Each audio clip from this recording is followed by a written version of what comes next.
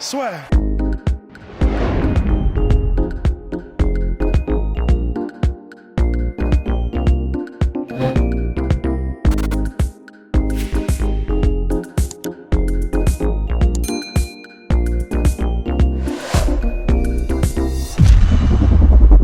Bonjour à toutes et à tous, bienvenue dans le podcast La Soir. Bonjour mon cher Polydomso. Hello Guillaume. Alors là, Boxing Days. Boxing Days, déjà on vous prépare du très très lourd avec Polydomso sur Internet. Non, il ne lance pas son compte OnlyFans, désolé. Désolé mesdames. J'avais une piste avec Paige Van Zandt, mais ça s'est pas fait malheureusement. ça ne s'est pas concrétisé. Alors, bien, donc ce week-end, Andy Ruiz revient enfin contre Chris Arreola. Donc c'est un combat, selon toute vraisemblance, de rentrée pour Andy Ruiz. À quoi peut-on s'attendre? Personnellement, moi j'attends ça avec une certaine impatience, parce que j'ai l'impression qu'on va voir, pas Andy Ruiz 2.0, mais tu vois qu'il est sur une nouvelle dynamique et surtout positive. Bah, c'est vraiment pour ça. Ce combat, il n'a d'intérêt, honnêtement, que pour ça. C'est pour avoir un peu un aperçu de ce que vaut Andy Ruiz suite à sa prestation extrêmement décevante face à Anthony Joshua lors du combat de revanche. En fait, il y avait une interrogation qui concernait la motivation et la forme physique d'Andy Ruiz. Je pense qu'elle est déjà partiellement répondue par les vidéos de pré-fight. On a vu qu'il y a eu un entraînement draconien de la part d'Andy Ruiz qui a même changé, tu vois. Il a une autre motivation, mais tout ça, tout ce que tu peux montrer, toutes les vidéos du monde sur la préparation physique, ça ne remplace pas en fait ça ne remplace pas la preuve d'un combat. Et je pense que c'est principalement pour ça que ce combat a lieu. C'est un combat de rebond et c'est un combat pour réintroduire une image sérieuse en fait d'Andy Ruiz dans l'esprit du public. Après, c'est façon boxe, c'est-à-dire que c'est contre quelqu'un qui va vraiment servir de faire valoir. Hein. C'est Chris Arreola, je pense, n'est pas dans la dynamique qui ferait que ce serait une menace ou quelque chose d'extrêmement compétitif ou un combat extrêmement compétitif pour Andy Ruiz. C'est vraiment, il est là pour faire briller Andy Ruiz, je pense. Hein. Oui, non, c'est clair. Il y a aussi toutes ces rumeurs sur un éventuel combat Andy Ruiz contre Deontay Wilder. Toi, tout simplement, est-ce qu'aujourd'hui, de ce que c'est là, et tu as bien fait de le préciser, c'est vrai que c'est extrêmement compliqué de se dire ce qui va arriver dans les bonnes dispositions. On se rappelle tous de la carotte qu'il avait fait lors de la revanche contre Joshua, ouais. Il avait pris, je sais pas, 25 kilos, quelque chose comme ça. Ouais. Alors que toutes les images le montraient affûté et tout. Il avait utilisé les ruses de toutes les Instagrammeuses, tu vois, genre en se mettant, tu sais, en 3/4 face, avec le soleil en face de lui, et puis bon, avec un petit coup de Photoshop aussi, on va pas se mentir. Donc c'est vrai qu'il avait réussi à embobiner un peu tout le monde. Là, c'est un peu différent parce qu'on le voit quand même sur les vidéos. Et on le voit, il y a beaucoup de clips d'entraînement avec Canelo Alvarez, avec tous ces gens-là. Donc, je pense qu'il a pris le truc beaucoup plus sérieusement. Et même physiquement, là, il y a un changement qui est quand même, je pense, plus palpable que juste ce qu'il avait montré entre le premier et le deuxième combat contre Anthony Joshua. Tout de même. Et donc là, alors pour toi, est-ce que tu penses que c'est possible justement d'avoir un retour d'Andy Ruiz au sommet, ou est-ce que tout simplement le combat contre Anthony Joshua, c'était je ne vais pas dire un concours de circonstances, mais il s'est retrouvé face à Anthony Joshua, il avait les armes pour justement battre Anthony Joshua, il ne pourra plus jamais retrouver tout ça. Plus jamais, je sais pas, il a quoi? Il a 31 ans. Ouais. 31 ans, il n'a pas non plus été explosé par Anthony Joshua. Il a juste été outsmarté, rusé, doublé et contrôlé par Anthony Joshua, qui avait vraiment sorti un game plan idéal par rapport spécifique, spécifique. C'est-à-dire Anthony Joshua n'a pas fait du Anthony Joshua contre Andy Ruiz. Je pense qu'Andy Ruiz, il est allé un peu avec de la complaisance et pas au top de sa forme. Là, s'il nous montre s'il s'est entraîné très sérieusement et qu'il montre une nouvelle approche à la manière de, je sais pas, qui on pourrait utiliser comme exemple. Enfin, dire par exemple Tyson Fury, tu vois, après son premier combat contre Wilder. Ouais, c'est ça. Mais ce que j'allais dire, c'est que son absence des rings pendant presque 3 ans, tu vois, ou de 2 ans et demi, enfin, je sais plus combien de temps ça va durer exactement. Ben là, on peut, bien sûr, il a les armes pour, parce il a énormément de qualités qui font que c'est un adversaire très très compliqué à affronter. Il a un excellent menton, il a de solides fondamentaux en boxe anglaise, et il a du pouvoir de KO. Donc c'est en boxe poids lourd, il n'en faut pas beaucoup plus. Il est jeune et il commence à avoir quand même aussi beaucoup d'expérience parce qu'il a 35 combats, je crois, c'est ça, 35 combats. Et donc, du coup, c'est vrai, on ne peut pas l'écarter. Moi, honnêtement, Andy Ruiz, au top de sa forme, je mets une pièce sur lui contre presque quasiment n'importe qui en fait, dans la catégorie des lourds. Euh, Ouais, donc, donc oui, en fait, Andy là, je Ruiz, pense que le bilan combat est va nous permettre de voir. 35 Alors, combats. toujours. 33-2. Ouais, ouais, 33-2, ouais. L'autre défaite étant contre Joseph Parker et étant une C'était défaite un chaud. peu. Ouais. Mhm. Voilà, tu vois, Ouais. on discute, on discute. Ouais. Et donc, non, c'est donc, oui, je pense que clairement, il a les armes pour affronter beaucoup, beaucoup, beaucoup de gens. Maintenant, il ne faut pas trop, trop s'emballer non plus, parce qu'encore une fois, Chris Arreola, là, pour le coup, c'est ce que je disais, c'est un combat de rebond, mais façon boxe, c'est-à-dire qu'ils ne prennent pas trop, trop de risques, parce que Chris Arreola, même si c'est un guerrier, j'aime beaucoup. J'apprécie regarder ses combats. Non, mais c'est vrai, c'est un mec Ouais, qui a ouais. énormément de cœur, qui abandonne pas, qui est dur. Et qui en plus a un style de combat qui plaît parce que c'est quelqu'un qui reste dans les échanges, qui fait quasiment que du mi-distance et donc du coup qui prend des coups. Enfin, la plupart de ses combats, regardez ses combats contre Stiverne ou contre Koznaki, le dernier qu'il a fait là Ouais, avant qui de. était fou. Hein. C'était fou, ils ont cassé un record, les deux, pour le nombre de frappes dans un combat poids lourd. Et franchement, c'est à mourir, enfin, c'est à mourir de rire. C'est, c'est très très divertissant, mais le combat il est déroutant parce que grosso modo, c'est deux mecs qui se sont allumés quasiment sans défense en étant face à face l'un à l'autre. On n'avait pas vu ça depuis les années 50 en boxe, quoi. Tu vois, genre c'est assez déroutant, on va dire, comme façon de boxer. Donc clairement, ils l'ont choisi pour ça. C'est Mhm. que c'est quelqu'un qui va perdre. Moi, je lui donne quasiment aucune chance C'est contre. clair. Bah, et puis ça fait quasiment 10 ans qu'il est plus dans son prime. Et voilà, c'est ça. C'est ça, son prime, ça remonte à son combat contre, on va dire, Klitschko, Mhm. Vitali, et c'était il y a 10 ans. Il a 40 ans. Ouais, et puis bon, il a jamais été excellent, quoi. C'est un bon boxeur et c'est quelqu'un, en fait, qui, lorsque tu le bats, bah, il te rend joli dans l'octogone parce qu'il vient, Mhm. enfin, dans l'octogone, dans le ring, pardon. Parler de MMA avant. Il te met en valeur, c'est-à-dire vraiment parce qu'il vient boxer, il est là pour l'affrontement, il n'a pas énormément de pouvoir de KO, donc tu risques pas grand-chose.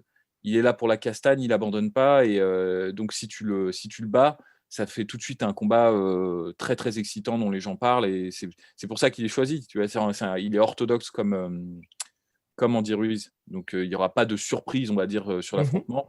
Il va pas faire du Anthony Joshua, il va pas danser autour d'Andy Ruiz, il va venir le chercher peut-être la première, en fait.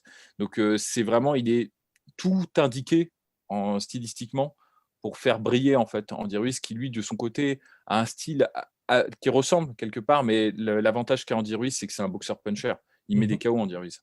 Tandis que Chris Arreola, c'est plus un frappeur. Il frappe dur, mais il n'a pas le punch, quoi. Et donc, oui, c'est pour ça, moi, je te dis, je pense qu'Andy Ruiz va gagner. La façon dont il va gagner va nous en indiquer, mais il ne faudra pas trop, trop s'emballer non plus, parce que c'est vraiment un combat qui est, de toute façon, monté en termes de matchmaking pour le faire apparaître très, très beau, en fait. Enfin, C'est pour ça. faire d'Andy Ruiz. C'est vraiment pour le relancer après la prestation qui, pour le coup, a eu l'effet totalement inverse contre Anthony Joshua, où certes, il a perdu contre Anthony Joshua et il s'est pas fait mettre KO non plus. Donc, c'était pas. Et il y a plusieurs moments où il a mis Joshua dans la difficulté dans le deuxième Mhm. combat, mais c'est juste que tu pouvais pas, en fait, en le regardant, le prendre au sérieux. C'est C'est ça. terrible, hein, mais quand tu le voyais avec son putain de bide et l'arrêt du cul qui dépasse du froc et qui n'arrivait pas à enfermer Anthony Joshua, qui veut sponsoriser Andy Ruiz en voyant ça, tu vois. Moi, je dis ça, je suis un énorme fan d'Andy Ruiz, hein, mais tu vois ça, tu fais non, c'est pas possible. Il y a un moment donné, alors je sais, là, ça devient extrêmement superficiel et on touche à une facette, en fait, de la boxe qui ne plaît pas vraiment aux puristes, Mais qui est importante. Mais mais importante. mais c'est même pas qu'elle est importante, c'est qu'elle est capitale. Elle est capitale, et elle est capitale pour n'importe qui, pour tout le monde. Même tu prends ceux qui sont considérés comme les meilleurs boxeurs poids lourds de tous les temps avaient cet aspect-là, l'aspect de Mhm. l'image. Tu prends, et ils le reconnaissent. Mohamed Ali il le disait, je suis magnifique, je suis beau, lui il est moche. Il attaquait souvent ses adversaires là-dessus d'ailleurs. Il avait le talent bien sûr pour backup, mais il savait que tu vois, cette image-là, elle était aussi importante. Tyson, tu vois, il était impressionnant physiquement. Et c'est extrêmement difficile de vendre un personnage qui ne prend pas soin en fait en tout Oui, cas de surtout quand tu as l'apparence. l'impression que tu arrives en dilettante.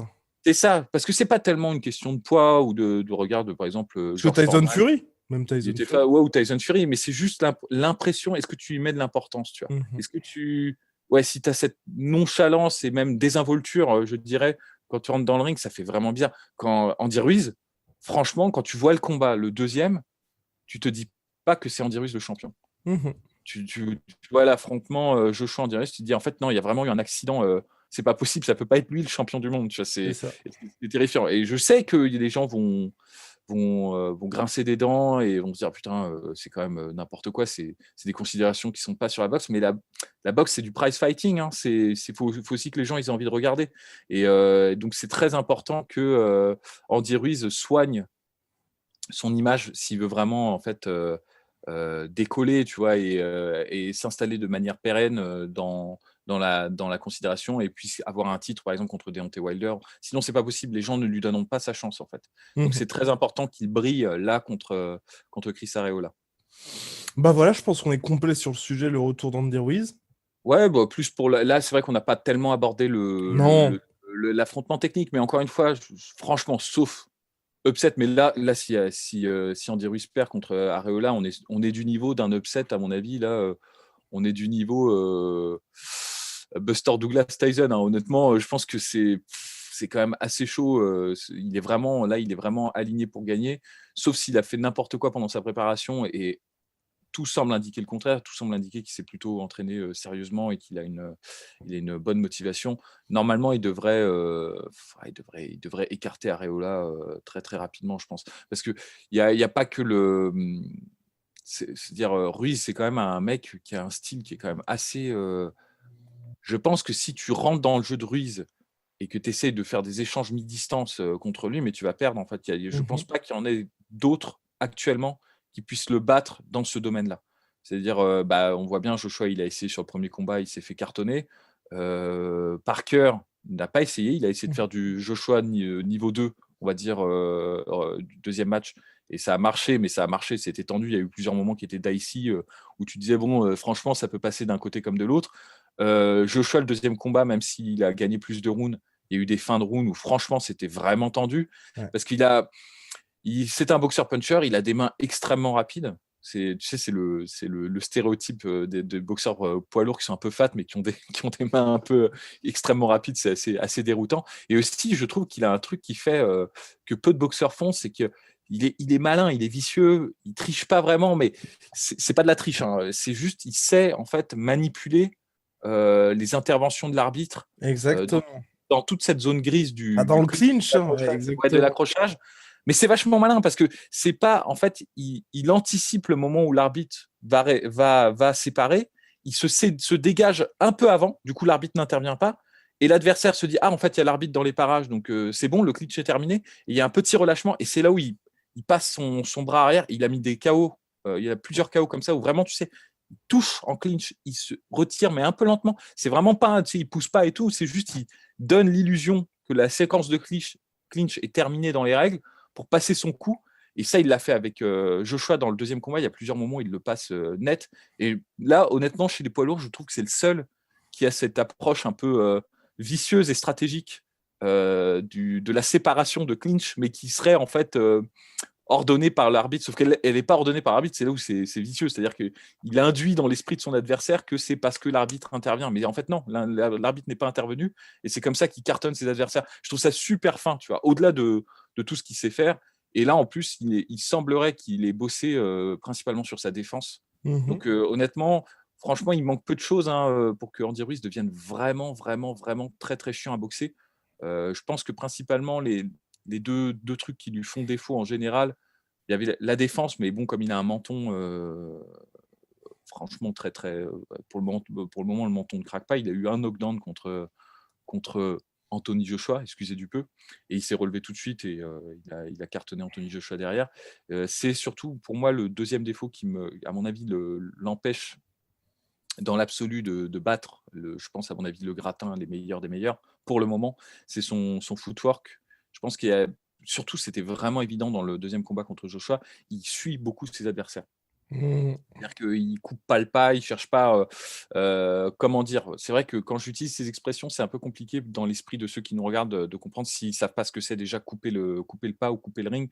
En fait, suivre un adversaire, c'est tu vas te mettre face à lui et quand il va pivoter, au lieu d'essayer de lui couper la route pour l'empêcher de pivoter, bah, tu vas faire le pivot intuitivement pour rester face à face, ce qui fait qu'en fait, tu vas tourner autour de ton adversaire et tu vas jamais vraiment le poser contre les cordes. Et contre les cordes ou contre la cage quand on est en MMA. Il y a beaucoup de boxeurs ou de combattants qui font pas trop attention à ça. Et c'est vrai qu'Andy Ruiz, généralement, je pense que comme il a évolué chez les lourds et que le niveau technique de footwork est un peu moins développé chez les lourds, il n'a pas eu à apprendre comment vraiment couper le ring et pousser son adversaire contre les cordes. Là, ce qui est, je trouve encourageant, c'est qu'il s'entraîne avec Canelo Alvarez, Mmh. qui lui, pour le coup, sait très bien faire ça, tu vois. Tu sais rester, tu vois, en parallèle, tu vois, et bah, il l'a fait contre Kovalev. C'était d'ailleurs assez étonnant de voir Canelo Alvarez mettre la pression Mmh. à Kovalev, et il a vraiment, tu vois, la séquence de KO, c'est vraiment sur un coupage il C'est coupe clair. la route en fait de Kovalev. Donc s'il a ça en plus, Andy Ruiz, avec sa résistance, avec sa rapidité de main, avec tout ce travail de clinch et d'accrochage qui est vraiment, c'est sa force, hein, c'est son petit atout, c'est son petit joker. Honnêtement, ça va être très très compliqué de le. Enfin, en gros, c'est un gros contender, tu vois. Je l'écarte pas, tu vois. Hype Et, is real. Mais le combat contre Wilder, ce serait. et contre Wilder, c'est super intéressant. Après, Wilder, alors, c'est vrai que Wilder, il a un peu, pour l'évoquer un petit peu, il a un peu l'égalisateur ultime. C'est-à-dire C'est que ça. tout ce que je peux dire peut être balayé d'un bras arrière par Wilder. C'est vrai, hein, il y a beaucoup de gens qui, suite à la défaite de Wilder contre Fury, tu sais, c'est vraiment ça la boxe. Tu sais, on disait ouais, mais de toute façon, c'était une hype, il a jamais été bon, c'était la plus grande hype. Il y a une tradition comme ça en boxe, à chaque fois que quelqu'un perd, ouais, non, mais c'était n'importe quoi. Et je vous Ouais. rappelle quand même qu'il y a des gens qui ont dit ça de Mike Tyson après qu'il ait perdu contre Douglas, hein. Donc, faut y aller mollo là-dessus. Certes, Wilder n'était pas le destructeur des mondes, le Thanos de la boxe, mais c'est pas non plus une chèvre. Il faut savoir raison garder. Tu vois, il y a quelque chose de prodigieux chez Wilder, c'est cette capacité, tu vois, d'éteindre en un coup des adversaires qui sont pourtant des boxeurs bien plus complets que lui. Je pense notamment à Luis Ortiz. Tu vois, ces deux combats contre Les Ortiz, deux combats, ouais, c'est fou. c'est ça. Donc pour moi, faut pas non plus le sous-côté ni le sur-côté. Il faut essayer de le voir comme tel qu'il est, c'est-à-dire un boxeur pas très complet, pas très technique, mais qui a cette force, tu as ce truc en plus. Et c'est vrai que si dans la perspective d'un combat contre Andy Ruiz, c'est vrai que tout ce que je viens de dire sur Andy Ruiz, bah, ça peut être balayé juste d'un bras arrière comme ça, passé au bon moment, il peut éteindre Andy Ruiz. En revanche, si ça marche pas, je pense que le Andy Ruiz qui met la pression, qui multiplie, tu vois, les échanges à courte distance et qui pousse en fait Wilder à être sur le reculoir, bah, ça peut être un cauchemar match-up pour Wilder, hein. Parce qu'on a vu que Wilder, contre Tyson Fury, quand il Ouais, recule, c'était la moitié du combattant qu'il est que quand il avance justement ou quand tu le laisses s'exprimer au milieu du ring. Donc, complètement. En tout cas, on vous tiendra au courant là-dessus parce que c'est vrai que Wilder, le retour aussi, personnellement, moi j'ai hâte de voir s'il a fait les c'est clair. ajustements, comment ça va se passer.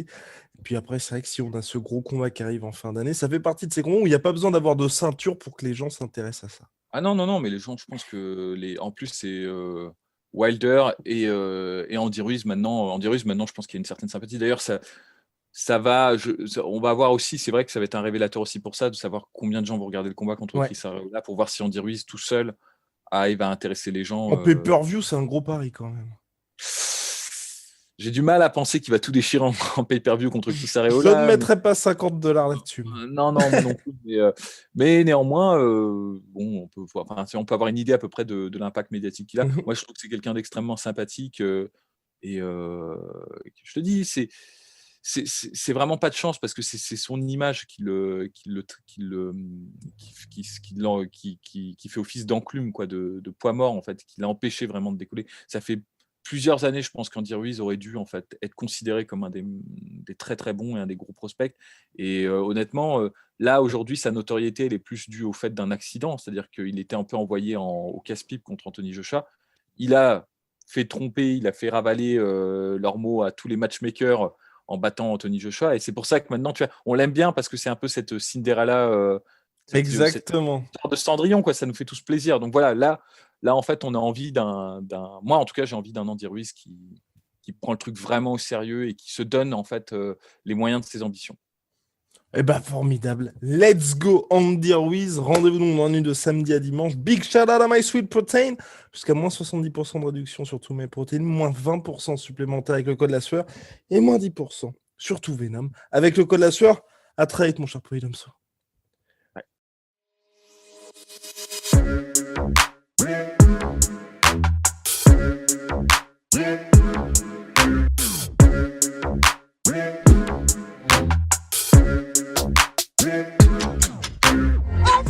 Come and pay